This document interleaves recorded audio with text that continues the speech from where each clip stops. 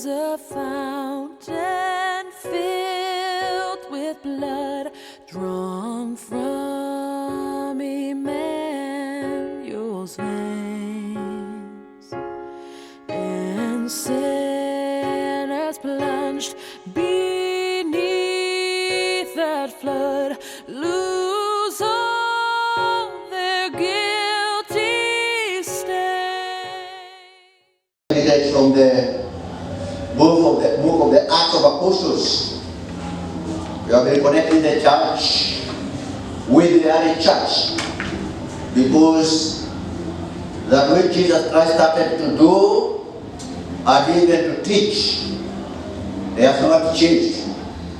The foundation has been laid, no other foundation but the only one that has been laid, which is Jesus Christ. And the church of Jesus Christ is being built upon the foundation to the glory and honor of the name of the Lord, on the foundation of the apostles and the prophets. Now we are going to read the word of God. Acts chapter number 6, verse number 1. We are going to read verse number 4. The Bible says, and in those days, when the number of the disciples was multiplied, there arose a murmuring of the Grecians against the Hebrews, because their widows were neglected in the daily ministration. Then the 12 called the multitude of the disciples unto them and said, it is not reason that we should leave the word of God and reserve the tables. Wherefore, brethren, look you up out among you 7 men of honest report, full of the Holy Ghost and wisdom, whom we may appoint over this business. But we will give ourselves continually to prayer and to the ministry of the words. That is the word of God. May God bless the reading of His words. The Bible continues to tell us about the process and the procedures of the early church, headed by the apostles. And today I have a message entitled, No Distractions. No distractions. The Bible says that in those days, when the number of the disciples was multiplied, the disciples were increasing by multiplication, because it is not by power, not by might, but by the Spirit of God. The disciples were increasing. And that is the will of God, that the disciples of Jesus Christ keep on increasing in multiplication. Hallelujah. Amen. There are 2 types of multiplication and increase. You can increase in number, and at the same time as a disciple of Jesus Christ, you can also increase in quality. Quality increase and quantity increase. Both are the will of God.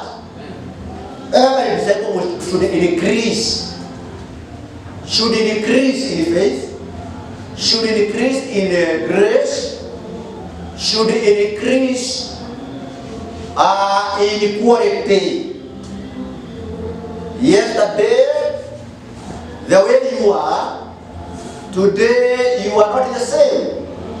We are supposed to decrease. We are supposed to increase in glory. We are supposed to go higher in the glory of the Lord. Amen. And as the days goes by, we keep on growing and becoming like Christ. And the march climax will be that day when Jesus Christ will come. When we will see him as he is, the Bible says, we will be perfected. And we will be like him, the way he is. Hallelujah. Amen. The Bible talks about the increase. The fivefold ministries, that is the apostles, the prophets, the evangelists, the pastors, and the teachers of the word of God, they impart the believers. Every believer is impacted so that he or she can grow to the full stature of Jesus Christ. Jesus Christ is our measure of the stature of our growth as we grow to become a Christ, to be conformed with the likeness of Jesus Christ, that we may walk like Christ, that we may do like Christ, that we may speak like Christ, that everything we look like Christ. Hallelujah. And as we go to heaven, Jesus Christ will perfect us completely. And as we sing the song, that we shall shine like him. Hallelujah. Our bodies that will be converted and will be transformed, be like the body of Jesus Christ, the body that is unlimitable, or the body that is cannot be limited in any way. We will have bodies that will be able to walk on the air as we go in the sky to be with him, to the Jesus Christ, as the word of God says. So we keep on increasing. Every disciple everywhere be ready for increase by multiplication. Amen. Do not decrease. Keep on increasing. Amen. Hallelujah. Amen. And that is the will of God, that we may grow, that we may increase to the glory and honor of the name of the Lord. So that is what was happening with the early church. The disciples multiplied. And the Bible says that they multiplied, that multiplication came with charities. The Bible says that there arose a problem. Started murmuring. The problem was between the Grecian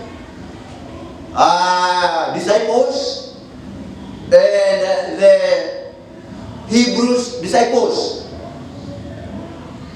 The widows of the Grecian disciples were being neglected, and therefore there was a problem. There was a challenge that was to be addressed by the apostles. But the Bible says the 12 of them, they were 12 in the beginning, but by the time Jesus Christ left them, they were 11. So we should not be confused. But after Jesus went to heaven, they chose another one so that they could fill the gap. And that gap was given to Matthias. He became one of them. The Bible says that they decided to choose somebody who had been with them right from the beginning and went with them wherever Jesus Christ went, who was continually together with them. That is one of the criteria they used to choose someone who could fill the gap, someone who was consistent, someone who was not distracted, somebody who was there, always available. So availability is very important to God. So the 12 of them, the Bible says that when they called the disciples, they instructed them, telling them that there is no one good reason why we should read the Word of God. We should concentrate on the Word of God and on the prayers. And therefore, we should not go serving on the tables. Therefore, brethren, look for people amongst you, 7 of them. There are numbers that God works with. 7 is the number of completeness of God. Even now we are in the month of July, 7th month. So we expect something new from God, because God works with that number. Hallelujah. Amen. So he said 7 of them. And the Bible says they should fulfill the following qualifications. One of them was honesty. They were to be honest people. Honesty is a virtue that is very important to every believer. Purpose to be honest. Honest everywhere we are. Another name of honesty is faithfulness. Wherever you are, whether you are with the people, or whether you are alone, whether you are near, or whether you are far, purpose to demonstrate honesty in your life. Let it be a virtue. Hallelujah. Be honest. So the apostles instructed the disciples, choose men of honest, and also men who are full of people who are full of the Holy Spirit of God. When the Holy Ghost comes and fills us, there are things that rivers. Hallelujah. The Bible says, do not be drunken of the wine that leads to debauchery, but be filled of the Holy Ghost. So debauchery reach the people when they are filled of the Holy Ghost. Bwana Yesu asifiwe sana. Biblia ya Kiswahili inasema ya kwamba mvinyo ambao unaelekeza mwanadamu kwa ufisadi. Kwa hivyo ufisadi unaondoka kwa mwanadamu wakati Roho Mtakatifu ameingia ndani yake. Maana tunda la Roho Mtakatifu tunalijua ni upendo, ni umoja, ni amani. Bwana Yesu asifiwe sana. Amen. Ni uaminifu, ni uvumilivu. Bwana Yesu asifiwe sana. Amen. Haya yote yanakuwa na mtu ambaye ni mtu ambaye amejawa na Roho Mtakatifu wa Bwana. Na kwa hivyo it was a criteria that person must be filled of the Holy Ghost. Bwana Yesu asifiwe sana. Without the Holy Spirit, there's no way we can serve God. The Spirit of God comes to change us completely. And the Bible says, we have not received the spirit of timidity to fear. Amen. Or to be intimidated. But we have received that spirit of power, the spirit of love, and the spirit of sound mind. So these people who are to have the sound mind, They want to have wrath, to be made people of wrath. People who wrath. Wrath is very important. It's another name of God. God is wrath. Hallelujah. Amen. Na yeyote ambaye anapendana hata kama Mungu haonekana, Biblia inasema ya kwamba Mungu anakaa ndani yake. Where there is no wrath, there is no God. So we should be fight for wrath, loving one another, loving God with all our spirits, all our souls, all our strength. Hallelujah. Amen.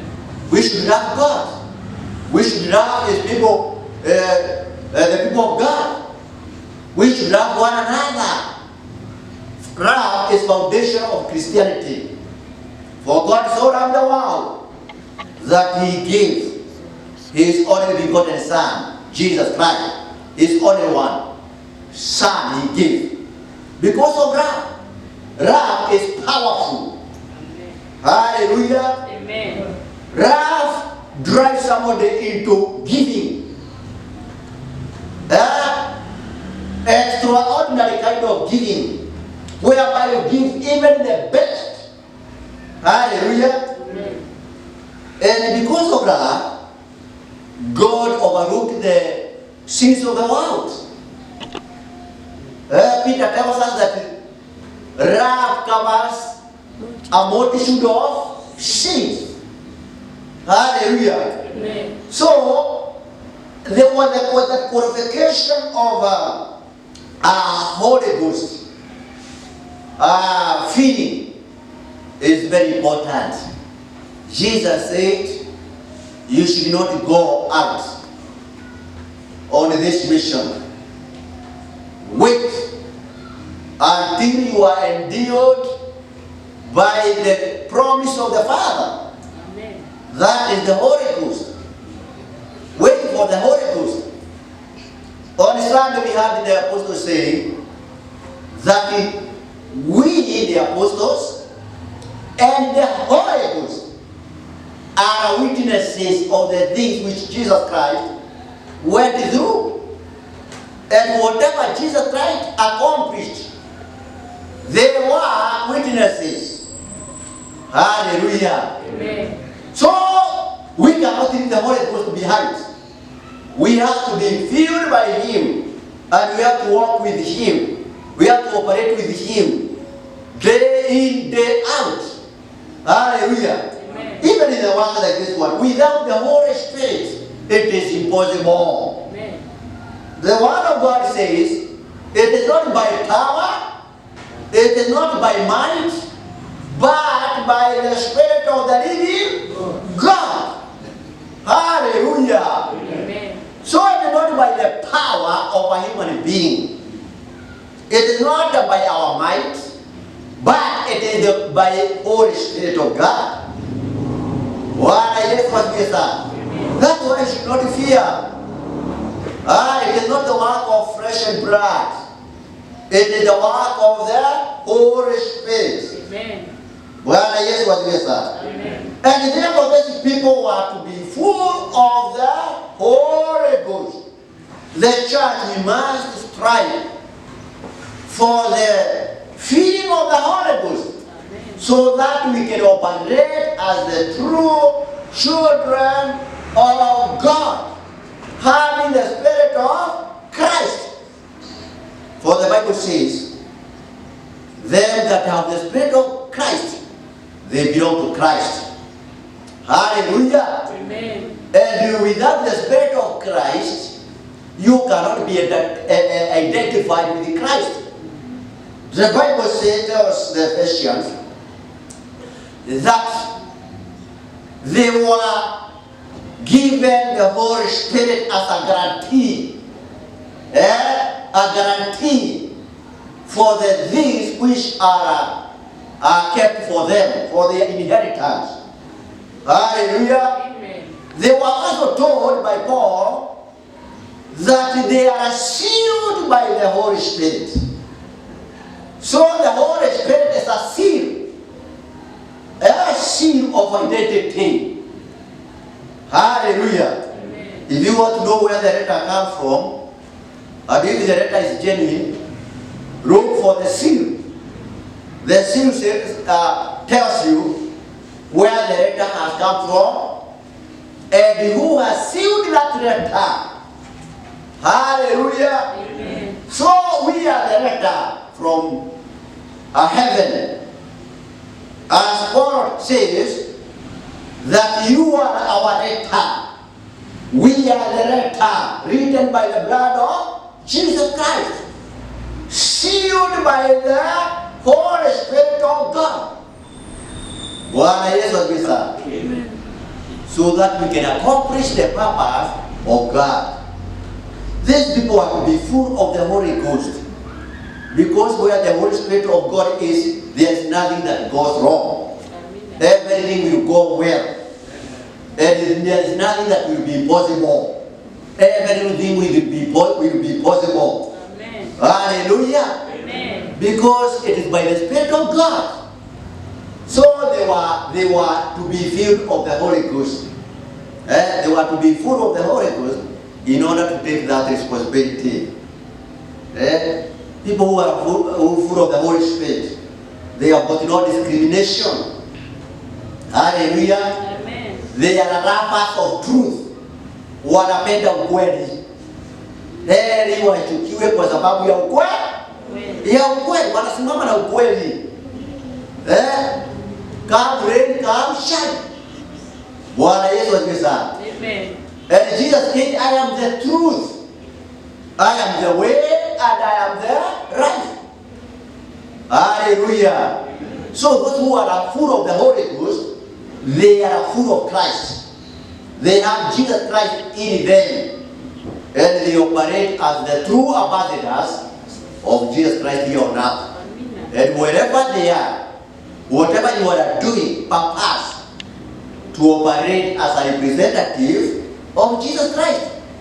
Hallelujah. And as you identify yourself with Jesus Christ, He will also identify Himself with you. For the Bible says, He was not ashamed to be called their God. Why? They were not ashamed of Him. Hallelujah. Amen. If you are not ashamed of God, God will not be ashamed of you.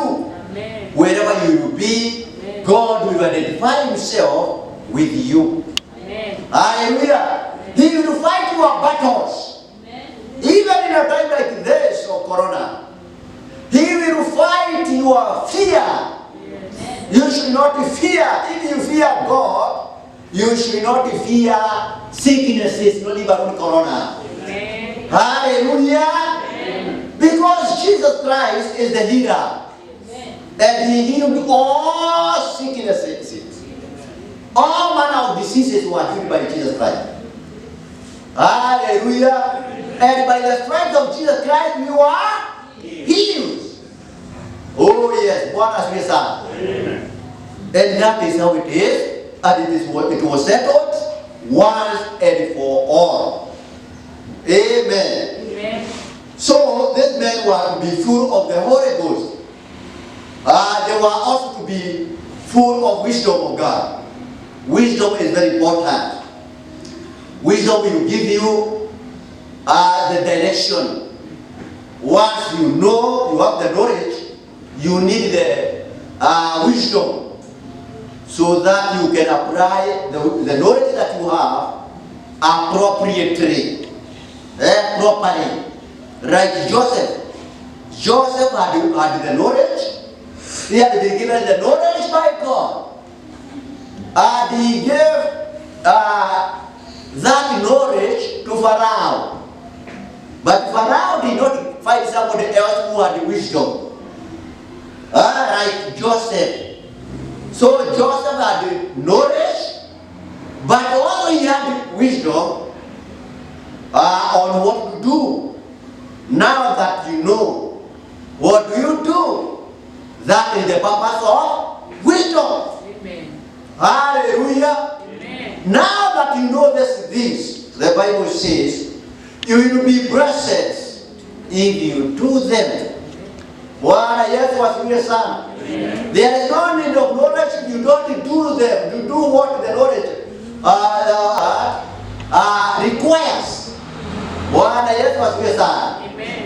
Because you can know and you fail to do because you don't have the knowledge of God. And you don't have the wisdom of God. And where does the wisdom come from? The fear of God is the beginning of wisdom. Hallelujah. And whoever lacks wisdom, the Bible says in James chapter 1, verse number 5, that ask of the Lord, and He will give you wisdom, because He does not discriminate anybody. Hallelujah. He is a giver of wisdom. Wisdom comes from God. Hallelujah. No one can teach you wisdom. Can give you wisdom. You are given wisdom by God. Solomon is the man of wisdom. He is well known by wisdom. Why? He asked God of wisdom. When he was given an opportunity to ask, he asked God for wisdom. Bwana Yesu asifiwe sana. And because he asked for wisdom, the Bible says he was given not only wisdom, but also riches, everything. Hallelujah. So these people are very important to relieve the apostles from the work of serving at the tables. Bwana Yesu asifiwe sana. So when people lack the Holy Ghost, if they don't have the Holy Ghost, they don't have the wisdom, if they don't have the honesty, then it means that the apostles, the preachers of the word of God, will be overcommitted, distracted to the service of the tables. Bwana Yesu asifiwe sana. But this is not what happened, because there were men of wisdom. There were men full of the Holy Ghost. One of them was Stephen. And the Bible says that Stephen, he gave himself completely. And the Bible says he was the first New Testament Matthias. He is the one who died first. Number one, he died for Christ. Number one, he died for Jesus Christ and for the gospel. Hallelujah. And before he died, he saw Jesus Christ standing, not sitting, but standing. Amen. Hallelujah. Amen. Right at the right hand of God the Father. Jesus Christ stood for him when he could not do anything to help himself, when there was nobody else to help him. Jesus Christ stood for him. Amen. Hallelujah. Amen. And Jesus Christ is the same yesterday, today, and forevermore. He will stand for you when you stand for him. Hallelujah. Amen. And it is not possible to stand for the Lord, but with only with the Holy Ghost, full of the Holy Ghost and wisdom. Bwana Yesu asifiwe sana. So they were to be men of honest, they were to be men full of the Holy Ghost, and they were to be men full of wisdom. Hekima kutoka kwa Bwana. Bwana Yesu asifiwe sana. Na kwa hivyo haya ndio mambo ambayo tunahitaji ili tuweze kutekeleza mapenzi ya Bwana. Hallelujah. Hapa duniani. Amen. And by so doing, there will be no distraction from the word of God, from prayers, maombi, bila kukoma. Hallelujah. Kuhubiri neno la Bwana. Kusambaza neno la Bwana kila mahali. Hapa duniani, wherever you are, we are not supposed to be distracted at all. The apostles who are not distracted. Hallelujah. Nothing to distract They say there is no reason to distract us from the word of God and from their prayers. We should keep on continually. Hallelujah. Amen. And they continued. And that is how the Church of Jesus Christ, we are supposed to continue. Bwana Yesu asifiwe sana. Without any distraction.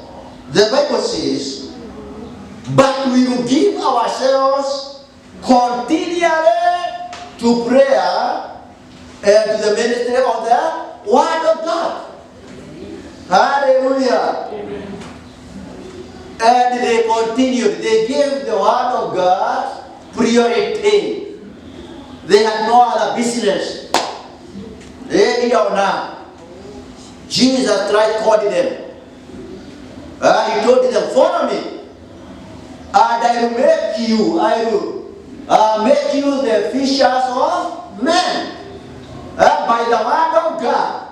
Hallelujah. And by prayers. Indeed, they became the fishers of men. Hallelujah. Amen. And we have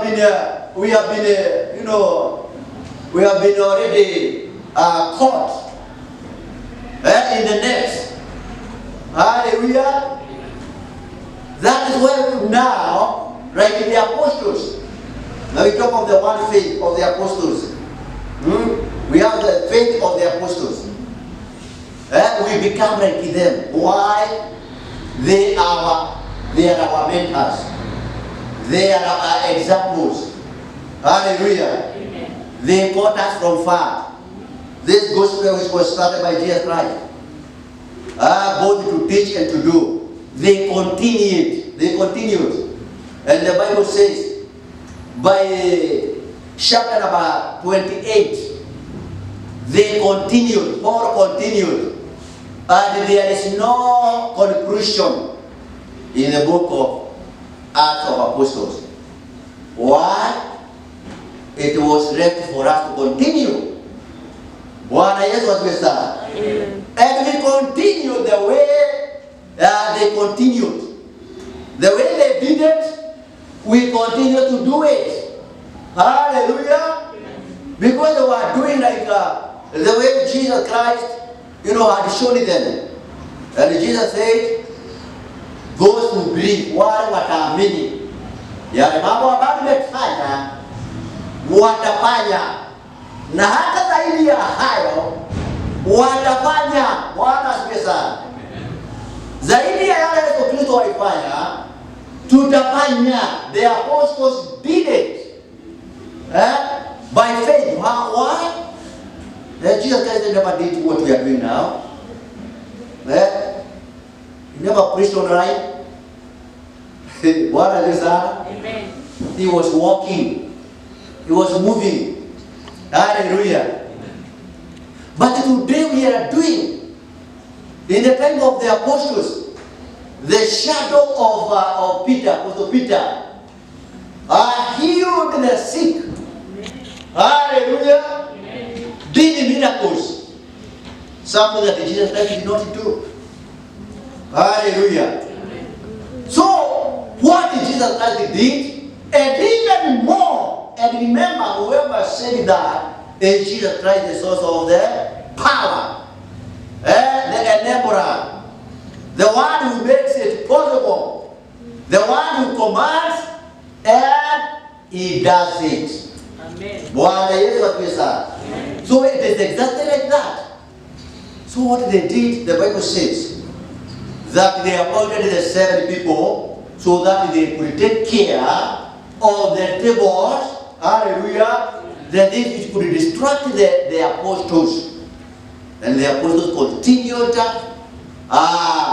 rigorously and with a lot of seriousness, with a lot of determination, fulfilling the Great Commission. Hallelujah. Amen. And the Bible says that within a very few years, the gospel had gone very far. Hallelujah. Amen. Everything that happened Paul says, it happened to advance the gospel, to advance the word of God. Hallelujah. So everything that is happening is advancing the gospel. Hallelujah. Amen. Even Corona is advancing the gospel. Amen. Hallelujah. Amen. Because we cannot stop the word of God. Hallelujah. We cannot leave the word of God. We have to preach the word of God. We have to minister the word of God. Why? Why did they forsake the word of God? Because Jesus Christ said, a man shall not live by bread alone, but by the word that proceeds from the mouth of God. Amen. Hallelujah. Amen. You can eat food and die. Oh, hallelujah. Amen. But you cannot eat the word of God and die. Amen. Jesus said, those who eat this bread, they will not die. Amen. They will live. Amen. Hallelujah. Amen. We will live because of the word of God. Oh, yes. Those who hear the word of God, they will live from God. Amen. Hallelujah. Amen. They will have many years to live here on earth. Amen. Because it is not by power, not by might, but by the word of God, which is the Spirit of God. By implication. What I hear what we say. Yes, Jesus said that the words which I have spoken to you, they are both the Spirit and the life. The word of God is both the Spirit and life. Without the word of God, there is no life. Amen. Hallelujah. Amen. But with the word of God, there is life. Amen. And therefore, in Jesus' name, I declare life. Amen. Wherever you hear the word of God, amen, it does not matter how far you are. Amen. I speak the life of God in your life. Amen. And if you are sick, I declare, amen, be healed of the word of God. Amen. He sent the word, and the word healed all sicknesses. Those who are sick were healed by the word of God. And today I declare the healing by the word of God. Amen. In Jesus' name. Amen. Hallelujah. Amen. And you continue to make the word of God, and to love the word of God, and to make the word of God your friend. Hallelujah. Amen. And you let the word of God live in you, dwell in you, richly. Do not be poor of the word of God. Hallelujah. Be rich with the word of God. Amen. Let the word of God dwell in you in abundance. Amen. Hallelujah. Amen. Know the word of God. Stand by the word of God. Have faith in the word of God. Amen. Hallelujah. Amen. Do what the word of God says. Hallelujah. Amen. Amen. The word of God says, I will not die. Amen. Amen. But I will live to declare the words of God. Amen. Are you ready to live? Yes. Are you ready to declare the words of God? Yes. Then have that life in Jesus' name. Amen. You are going to live. Amen. You will not die because of corona. Amen. You will not die because of diabetes.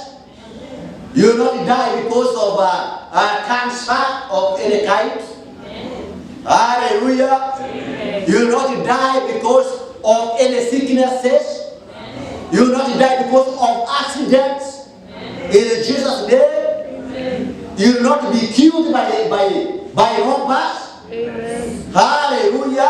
Amen. You will live to declare the works of the Lord. Amen. And the angels of the Lord will be protecting you wherever you go. Amen. Hallelujah. Amen. In Jesus' name. Amen. Because we saw the other time that whenever the apostles were jails. The angels of the Lord entered into those jails. They entered into the prisons. Hallelujah. So the angel of the Lord is very busy at work. And I declare the ministry of the angels. Amen. I declare the angelic ministry in your life, wherever you are, wherever you go. Hallelujah. I declare the ministry of the angels. The angels are ministering spirits to the saints of God, wherever they are, in Jesus' name. And therefore I declare that even as you read this life, that the angels of God will be ministering to you, to the glory and honor of the name of the Lord. Whatever you require, the angels of the Lord are there to provide. Amen. Oh, hallelujah. Amen. The angels of the Lord are providing even for the gospel.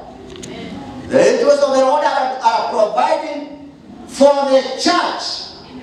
Hallelujah.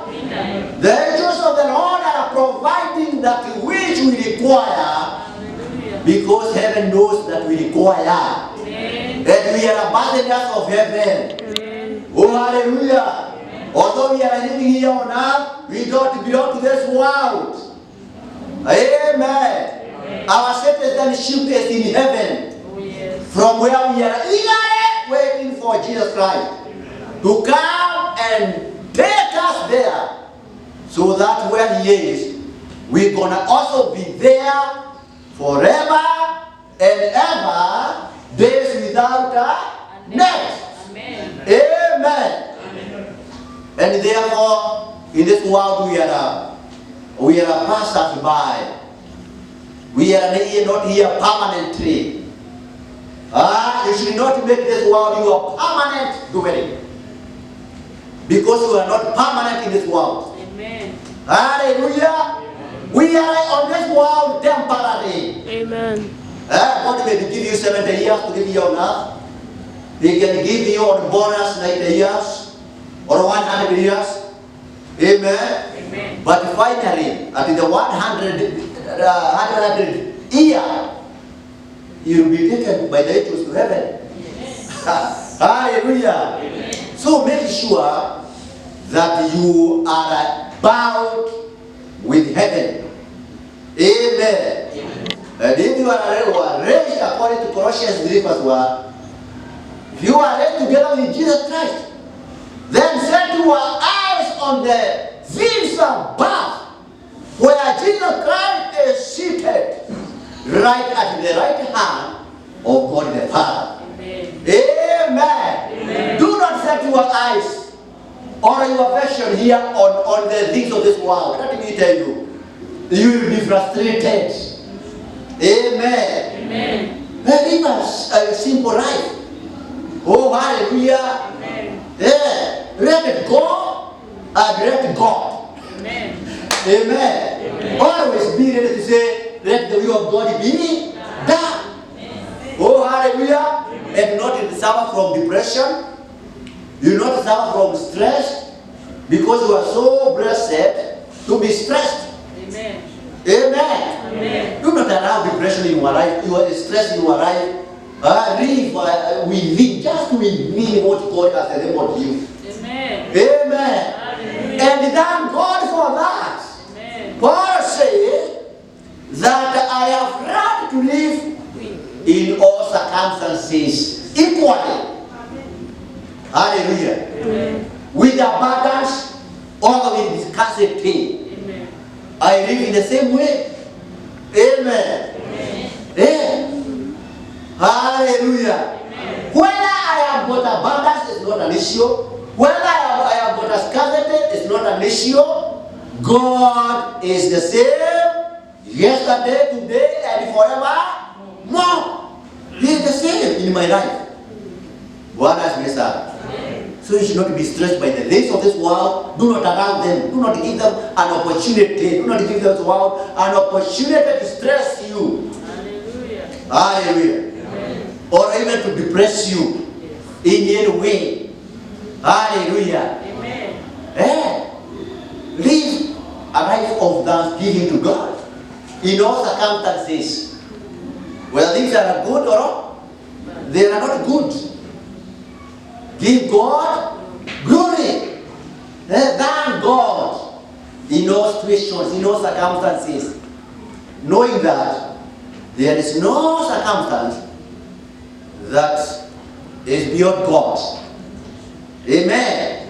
And every circumstance has got a reason from God. For all things work together for good to them that love the Lord and them that are called according to the purpose of God. All things work together for good. Bwana Yesu asifiwe sana. Kwa hivyo ile corona is working for good. Oh, hallelujah. I have met several people saying that corona is a teacher. Wamesoma, nimewasomesha mambo mengi. Wameanza hata kuona vile wanaweza kuishi. Hata sisi wote tunajua the whole world how to live at a higher level of hygiene. Washing hands always. Amen. Covering our noses and our mouths. Like doctors. Amen. Amen. You are even like doctors. Like a professional people who know how to protect themselves. Hallelujah. Amen. So all these work together for good. You should not allow the devil to intimidate you. Amen. Amen. Amen. We are still more than conquerors. Through Christ who Strengthen us. strengthens us, who gives us power. Amen. Amen. Amen. So may God bless you. May God be with you. Amen. Stay healed. Stay blessed. Amen. Hallelujah. Amen. Stay prospered by God. Stay happy. Amen. In Jesus' name. Amen. Have confidence in the Lord. Amen. And enjoy life in Jesus' name. Amen. And the joy of the Lord, let it be your strength. Amen. In Jesus' name. Amen. Let us pray.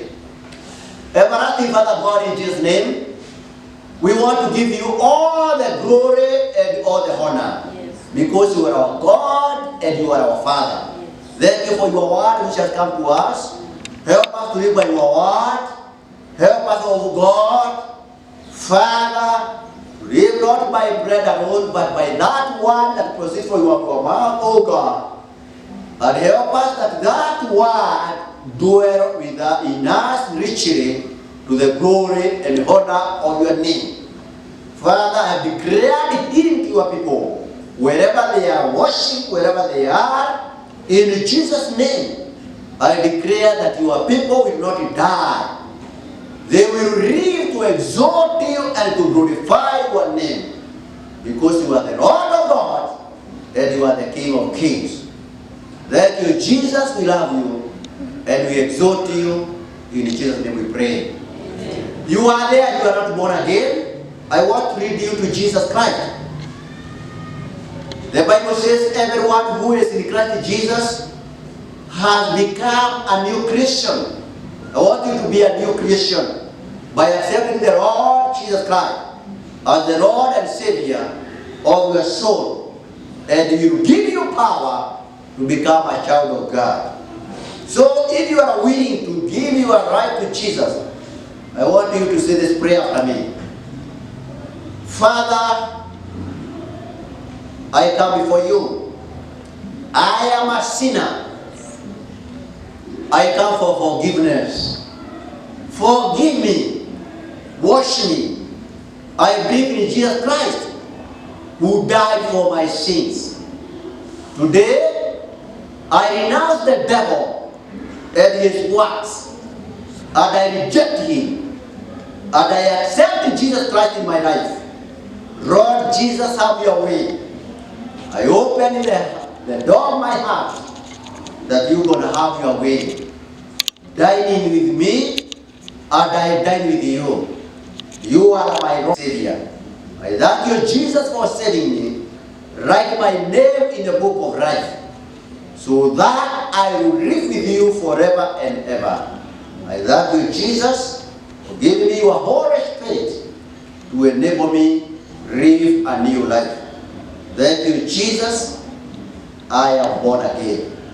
Amen. Amen. Now that you are born again, be a church member wherever Jesus Christ is taught in the truth and in the spirit. And also, welcome to this church, Good Hope Church, Christ Liberation Center, Githurai 45. We welcome you to the glory and honor of the name of the Lord. God bless you. Stay blessed. And all of us say amen.